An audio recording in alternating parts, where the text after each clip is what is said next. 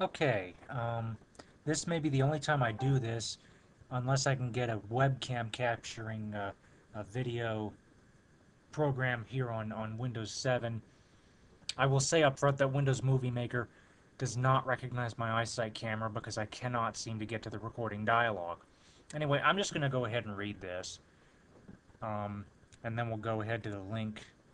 Not the geek.perillo.com, there's going to be another link um, that I'll show you. But anyway, I have nothing against Apple products or services. Their business practices, however, I'm curious about. If you thought Microsoft was anti-competitive, get this. And this is just what I completely wrote up. Okay, this is what I wrote up. This is all me, um, based on some information I got recently. If you want to do something relating to relating to Microsoft Windows, you pretty much can. However, if you want to do something in terms of Apple, especially the iPhone, you have to go through Steve Jobs. And if you jailbreak your iPhone, they built in something, at least I think they have, so that if you attempt to update the iPhone without first restoring it, it will crash. And one of the articles I read said something about Apple wanting to control everything they build, and I mean that not just lightly. I mean that very seriously.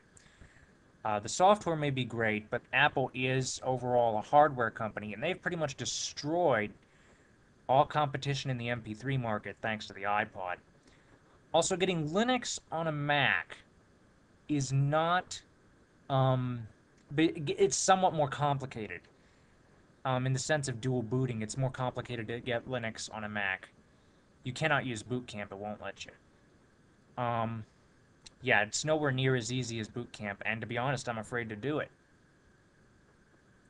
I've also read an article on geek.perillo.com, but offhand I do not know where that is, and I have not bookmarked it. It possibly might be my email archive, so if anybody asks, I could try to find it. But anyway, it suggests that Apple hates all forms of BitTorrent and anything related to it, and are very, very closely monitoring the iPhone apps, letting a very select amount of apps pass, and if they don't pass, you'll definitely know about it. And on top of that, I think there was something said that they're letting some apps pass that might have controversy and others not pass.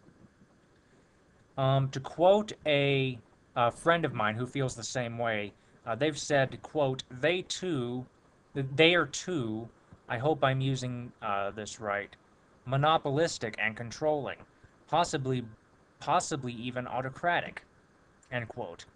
And another article that I read from can be found here, and I will give you the link to see for yourself. So anyway, Apple is worse than Microsoft? Don't look now, but the role of the industry's biggest bully is increasingly played by Apple, not Microsoft. And I'm going to stop here just real quick. For those of you who are wondering, hey, why the heck are you reading this? We can read it, ourselves. If you want to read it, that's fine. Go ahead and mute the speech. I'm basically reading this aloud because there are several people on my subscription, basically people who subscribe to me who cannot see the print very well. And the capturing software is going to pixelate this quite a bit, I think. So it'll be easier for them if I read it. So anyway, Microsoft bundled Internet Explorer, supposedly forcing users to use its web browser, though you can download and use any other browser you want. But Apple iPods come bundled with iTunes. Want to buy music from Apple? Guess what? You must install iTunes. If you want an Apple cell phone from AT&T? Yep. iTunes is required even if you want to only make phone calls. Want to buy ringtones for your Apple phone? iTunes. What choice do you have now? Steve Jobs announced with a straight face that iPhone ringtones based on iTunes songs would cost the full price of the song plus 99 cents extra. The full song costs 99 cents. Of course, now you have the DRM free for $1.29, but I this might have been written before that. I didn't think to check the date. You can for yourself. Um, Back to the article. How can Apple charge the same amount again for the ability to hear just 30 seconds of the song, the same length as free iTunes samples? And I know that you can go ahead, just before I get back to the article, um, I know you can go ahead and customize that 30-second stream, but let's try not to get into a flame debate here.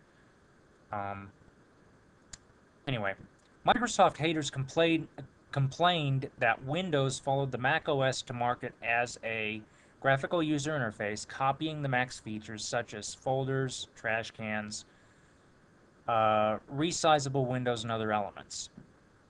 The LG KE850, which, for those of you in the United States, just a quick moment, I'm going to pause from the article here. That is the LG Prada. That's not been available in the United States until it was released under AT&T as the LG View. So that's that. Anyway, that phone was winning awards for its full-screen, touch-screen, on-screen keyboard before Jobs even announced the iPhone. The best thing about the iPhone and iPod Touch, the warm and fuzzy multi-touch user interface gestures, wasn't new either.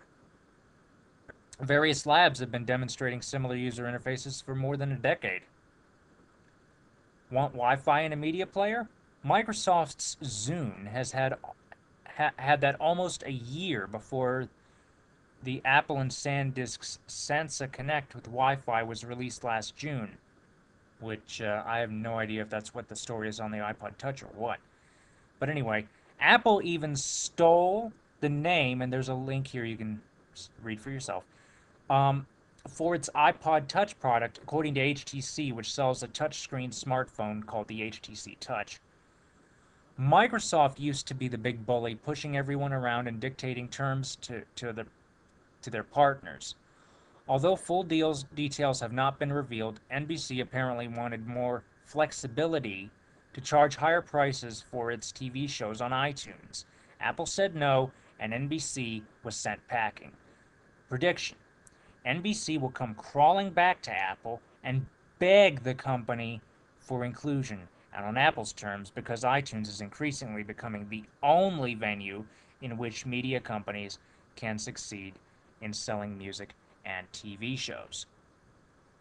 Now, I'm going to stop here because I think, well, let me just read this final paragraph. All that evil monopoly hype, court cases, and public posturing directed for so long at Microsoft drained energy and resources from the entire industry.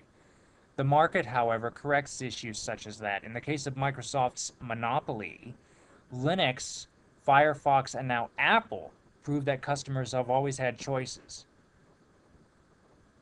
It's fun to slam big, powerful companies that are dominating their markets, but in the final analysis, Apple has earned its growing power and influence, just like Microsoft did.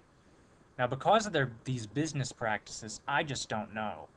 I love my Mac, but whether or not I would purchase one in the future remains to be seen. That's just my take on it. You can read the article for yourself if you like. Thank you for watching. Comments are welcome, and have a nice day.